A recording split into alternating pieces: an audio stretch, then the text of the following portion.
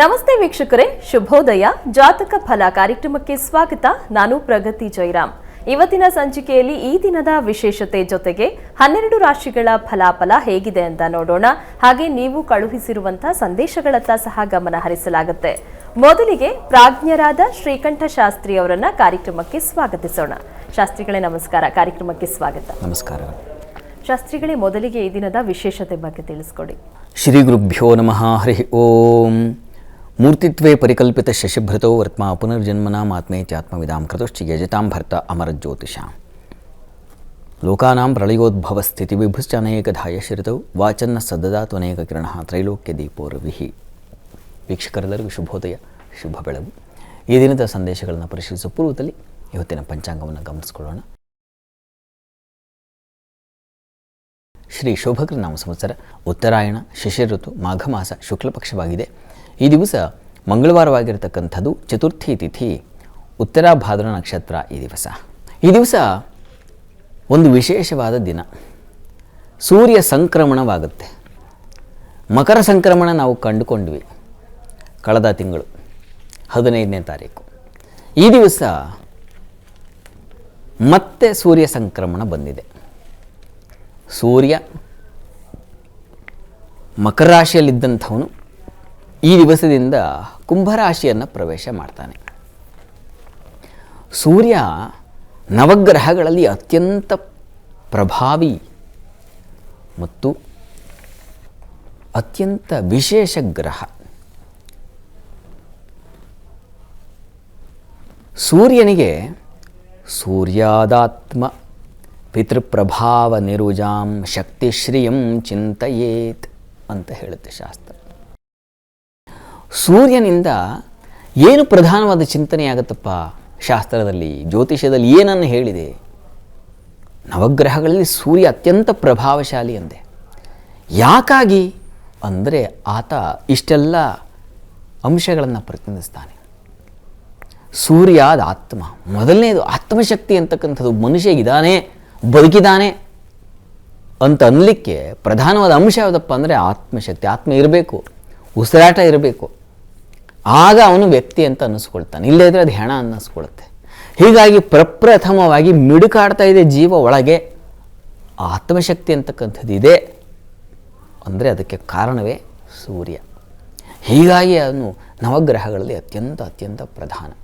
ಸೂರ್ಯನಿಗೆ ಎಷ್ಟು ಶಕ್ತಿ ಇದೆ, ವೇದಗಳಿಂದ ಹಿಡಿದು ಸಾಮಾನ್ಯ ಸಾಹಿತ್ಯದವರೆಗೆ ಎಲ್ಲ ಕಡೆ ವಿಸ್ತರಿಸಿಬಿಟ್ಟಿದ್ದಾನೆ ಸೂರ್ಯ ತನ್ನ ಪ್ರಭಾವವನ್ನು.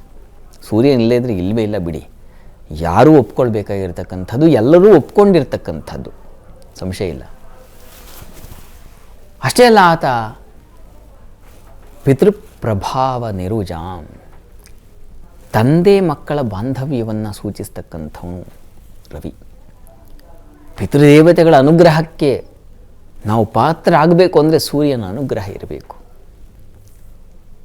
ನಿರುಜಾಂ, ಇದು ಅತ್ಯಂತ ಮುಖ್ಯವಾಗಿರ್ತಕ್ಕಂಥದ್ದು. ರೋಗವಿಲ್ಲದೆ ಇರತಕ್ಕಂಥದ್ದು. ಈ ಎಲ್ಲೇ ನೋಡಿ, ಯಾರ ಮನೆಯನ್ನೇ ನೋಡಿ, ಒಂದಲ್ಲ ಒಂದು ಕಾಯಿಲೆ ಇದೆ. ಕೆಮ್ಮಂತೂ ವ್ಯಾಪಿಸಿಬಿಟ್ಟಿದೆ ಎಲ್ಲ ಕಡೆ. ಕೆಮ್ಮಿಲ್ಲದೆ ಇರೋ ಮನೆ ಇಲ್ಲ ಅನ್ನೋ ಥರ ಆಗ್ಬಿಟ್ಟಿದೆ. ಆರೋಗ್ಯ ಹಾಳಾಗ್ತಾ ಇದೆ. ಅದಕ್ಕೆ ಕಾರಣ ಸೂರ್ಯನ ಅವಕೃಪೆ. ಯಾರಿಗೆ ಸೂರ್ಯನ ಅನುಗ್ರಹ ಇರ್ತದೋ ಅವರು ರೋಗದಿಂದ ಬಳಲೋದಿಲ್ಲ. ನಿರುಜಾಂ, ಆ ರೋಗವೇ ತಗೊಳ್ಳೋದಿಲ್ಲಂತೆ, ನಿರೋಗಿಗಳಾಗಿರ್ತಾರವರು ಅಂತ. ಶಕ್ತಿಂ ಶ್ರಿಯಂ ಚಿಂತೆಯೇತ್. ಶಕ್ತಿ ಮತ್ತು ಶ್ರಿಯಂ ಅಂದರೆ ಅದು, ಶ್ರಿಯಂ ಅಂದರೆ ಸಂಪತ್ತು. ಸೂರ್ಯ ಅವನು ಎಲ್ಲದರ ಸಂಪತ್ತು, ಆರೋಗ್ಯ ಸಂಪತ್ತನ್ನು ಕೊಟ್ಟರೆ ಸಾಕು, ಬೇರೆಲ್ಲ ಸಂಪಾದನೆ ಮಾಡ್ಕೊಂಡು ಬಿಡ್ಬಹುದಲ್ವ. ಹಾಗಾಗಿ ಮೂಲ ಬೀಜ ಅಂತೀವಲ್ಲ, ಭೂಮಿಗೆ ಬಿದ್ದಂಥ ಬೀಜ, ಅದರ ಬಲದಿಂದಾಗಿ ವೃಕ್ಷ ಬೆಳೆಯುತ್ತಲ್ಲ, ಹಾಗೆ ಅದು ಸೂರ್ಯ ಅಂತಕ್ಕಂಥವು. ಇಂಥ ಸೂರ್ಯ ತನ್ನ ಸ್ಥಾನವನ್ನು ಬದಲಾವಣೆ ಮಾಡ್ತಾ ಇದ್ದಾನೆ. ಮಕರ ರಾಶಿಯಿಂದ ಕುಂಭರಾಶಿಗೆ ಪರಿವರ್ತನೆ ಆಗ್ತಾ ಇದ್ದಾನೆ. ಕುಂಭರಾಶಿ ಕೂಡ ಏನು ಉಚ್ಚಸ್ಥಾನವೋ ಅಥವಾ ಮೂಲ ಸ್ಥಾನವೋ ಸ್ವಕ್ಷೇತ್ರವೋ ಅಲ್ಲ, ಶತ್ರುಕ್ಷೇತ್ರ. ಹೀಗಾಗಿ ದ್ವಿಕ್ಷೇತ್ರೇ ಅಲ್ಪಂ ಅಂತ ಹೇಳುತ್ತೆ ಶಾಸ್ತ್ರ. ಹೀಗಾಗಿ ಸೂರ್ಯ ಪಥ ಬದಲಾವಣೆ ಆದರೂ, ಸಂಕ್ರಮಣವಾದರೂ ಕೂಡ ಅವನು ಕೊಡ್ತಕ್ಕಂಥ ಶಕ್ತಿಗಳು ಹಲವಿದ್ದರೂ ಕೂಡ ಅವೆಲ್ಲವುಗಳಿಗೆ ಆ ಫಲಗಳು ನಮಗೆ ಸಂದಾಯವಾಗೋದ್ರಲ್ಲಿ ಸರಾಗತೆ ಇಲ್ಲ, ಸಮೃದ್ಧತೆ ಇಲ್ಲ. ಕಾರಣ ಅವನಿರ್ತಕ್ಕಂಥ ಕ್ಷೇತ್ರ ಶನಿ ಕ್ಷೇತ್ರ. ಈಗ ಶನಿ ಬೇರೆ ಅಲ್ಲಿದ್ದಾನೆ. ಶನಿ ಹಾಗೂ ರವಿ ಇಬ್ಬರು ಒಟ್ಟಾಗ್ತಾ ಇದ್ದಾರೆ. ಎರಡು ಶತ್ರು ಗ್ರಹಗಳು ಒಂದು ಕಡೆ ಸೇರಿದ್ರೆ ಏನಾಗುತ್ತೆ? ಕಲಹ, ಯುದ್ಧ, ಹೋರಾಟ, ಹಾರಾಟ, ಚೀರಾಟ, ಆರೋಗ್ಯ ಹಾನಿ ಇದೆಲ್ಲ ಇದೆ. ಇಂತಹ ಸೂರ್ಯನಿಂದಾಗಿ ಏನೇನೆಲ್ಲ ಪರಿಣಾಮಗಳು ಉಂಟಾಗುತ್ತೆ, ಯಾವ ರಾಶಿಯವರಿಗೆ ಯಾವ್ಯಾವ ರೀತಿಯಲ್ಲಿ ತೊಡಕುಗಳು ಎದುರಾಗುತ್ತೆ, ಇದೆಲ್ಲವನ್ನು ನೋಡೋಣ ಆನಂತರದಲ್ಲಿ. ಅಂತೂ ಈ ಸಂಕ್ರಮಣ ಕಾಲದಲ್ಲಿ ಸೂರ್ಯಾರಾಧನೆ ಮಾಡಬೇಕು. ಸೂರ್ಯನ ಧಾನ್ಯವಾದಂತಹ ಗೋಧಿಯನ್ನು ದಾನ ಮಾಡಬೇಕು ಈಶ್ವರ ಸನ್ನಿಧಾನಕ್ಕೆ. ಕೆಂಪು ವಸ್ತ್ರದಲ್ಲಿ ಗೋಧಿಯನ್ನು ತುಂಬಿ ದಾನ ಮಾಡ್ತಕ್ಕಂಥದ್ದು ತುಂಬ ತುಂಬ ಒಳ್ಳೆಯದು. ಅದರಿಂದಾಗಿ ಸೂರ್ಯನ ಕೃಪೆಯಾಗುತ್ತೆ. ಅಥವಾ ಅತ್ಯಂತ ಪ್ರಧಾನವಾದದ್ದು ದಾನ ಯಾವುದಪ್ಪ ಅಂದರೆ ಆರೋಗ್ಯ ದಾನ.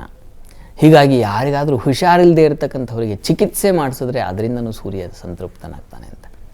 ಹೀಗಾಗಿ ಯಾರಿಗಾದರೂ ಅಶಕ್ತರಿದ್ದರೆ ಅವರಿಗೆ ಟ್ರೀಟ್ಮೆಂಟ್ ಕೊಡಿಸಿ, ಅದು ಒಳ್ಳೆಯದಾಗುತ್ತೆ, ಒಳ್ಳೆಯ ದಾನವಾಗುತ್ತೆ.